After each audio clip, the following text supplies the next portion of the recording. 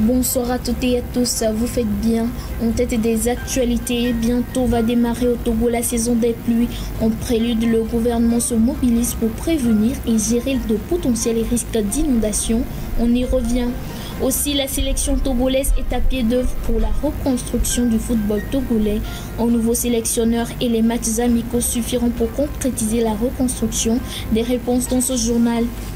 Au-delà de nos frontières, nouvelle réconfortante du Nigeria.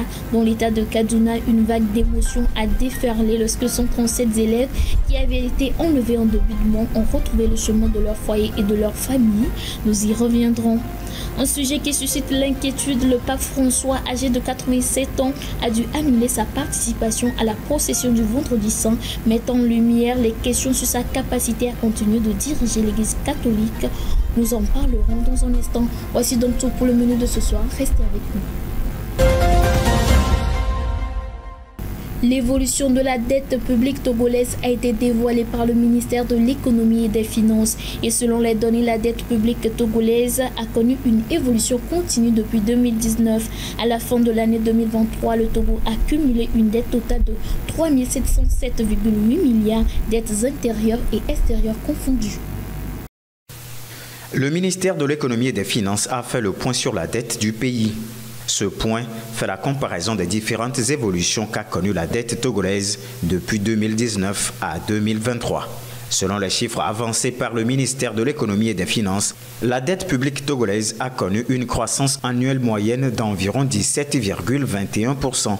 Ce qui veut dire qu'en 2019, la dette togolaise était de 2197,7 milliards de francs CFA. À la fin de l'année 2023, cette dette est passée à 3707,8 milliards.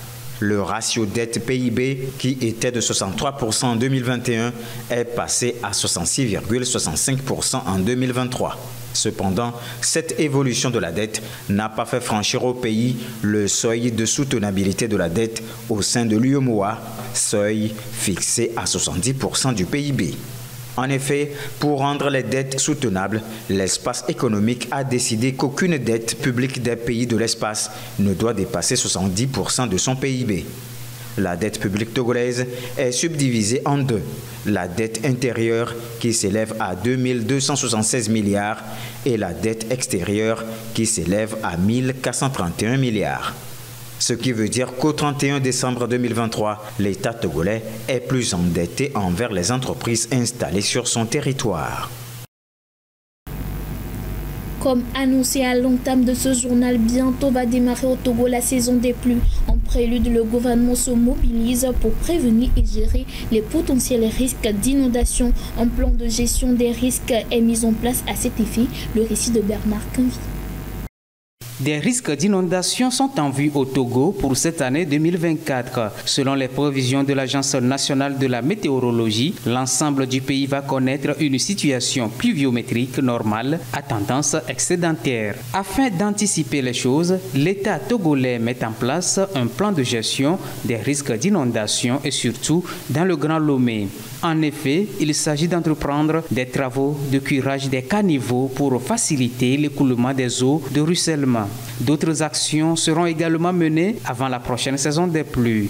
Outre le curage des caniveaux, il sera aussi de détruire des dépotoirs sauvages et l'entretien de la voirie. Sur cet aspect, le grand district autonome du Grand Lomé sera mis à contribution. Le district sera à la charge des collectes et du transport des ordures jusqu'à la décharge finale. Selon l'Organisation internationale pour les migrations OIM, la traversée de la mer Méditerranée reste la route la plus meurtrière. L'année 2023 a enregistré le plus de décès et de disparitions des migrants au cours des 10 dernières années. Tous les jours, des milliers de jeunes Africains quittent le continent par vagues dans des embarcations de fortune. L'océan Atlantique et la Méditerranée sont devenus des cimetières des milliers de migrants qui s'y noient en tentant de regagner l'Europe. Ils se lancent dans une aventure non seulement risquée, mais aussi incertaine en laissant derrière eux familles, femmes et enfants. Rien que pour l'année 2023, au moins 8565 personnes migrantes sont mortes selon l'Organisation mondiale pour les migrations OIM, ce qui représente une augmentation tragique de 20% par rapport aux chiffres de 2022.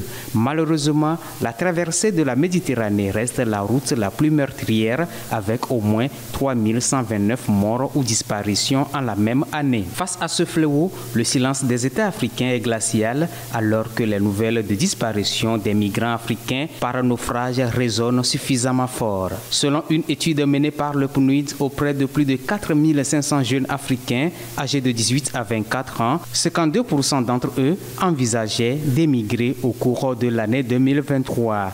Les principales raisons invoquées étant les difficultés économiques et les possibilités d'éducation. À l'international, c'est officiel, l'opposant sénégalais Diomaye Faye a été élu président du Sénégal avec plus de 54% des voix. Il prêtera serment mardi prochain et succédera à Macky Sall lors de la passation de pouvoir au palais présidentiel. Bassirou Diomaye Faye est officiellement président élu du Sénégal. Le Conseil constitutionnel du Sénégal a confirmé sa victoire en validant les résultats provisoires annoncés mercredi, basés sur les décomptes de 100% des bureaux de vote. Le Conseil n'a été saisi d'aucune contestation de la part des 19 candidats. L'opposant sénégalais a obtenu plus de 54% des voix lors du scrutin présidentiel. Bassirou Diomaye Faye prêtera serment mardi avant de rejoindre son prédécesseur Macky Sall au palais présidentiel pour la passation de pouvoir. Au Nigeria, c'était beaucoup d'émotions à Kaduna. 137 des élèves enlevés en début de mois ont retrouvé le chemin de leur foyer et de leur famille entre dimanche dernier et ce jeudi. Libre après 3 semaines de captivité. 137 élèves kidnappés dans le nord-ouest du Nigeria et libérés quelques jours plus tôt ont enfin pu retourner chez eux. Des retrouvailles très attendues et chargées d'émotions pour leurs proches. Je n'ai pas dormi au cours des 21 jours derniers, pendant toute la durée des recherches pour libérer nos enfants de captivité. Le jour et la nuit étaient remplis de chagrin et de tristesse jusqu'à ce que je revoie mes enfants. Âgés de 8 à 15 ans, les enfants ont été enlevés le 7 mars par des hommes armés qui avaient attaqué leur établissement scolaire dans le village de Kuriga. Les autorités locales ont réussi à les retrouver et à les secourir dimanche. Avant leur retour dans leur famille, les otages ont fait l'objet d'examens médicaux et psychologiques. 6 d'entre eux ont dû être hospitalisés. Beaucoup évoquent les mauvais traitements subis pendant la captivité.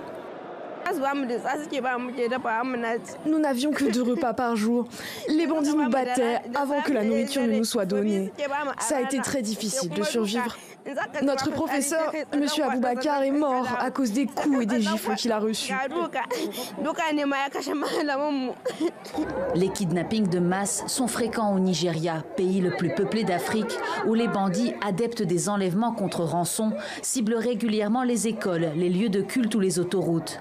L'enlèvement de ces élèves constituait l'une des plus importantes attaques de ce type depuis des années. Il a déclenché une opération de recherche de grande ampleur et un tollé national contre l'insécurité au Nigeria.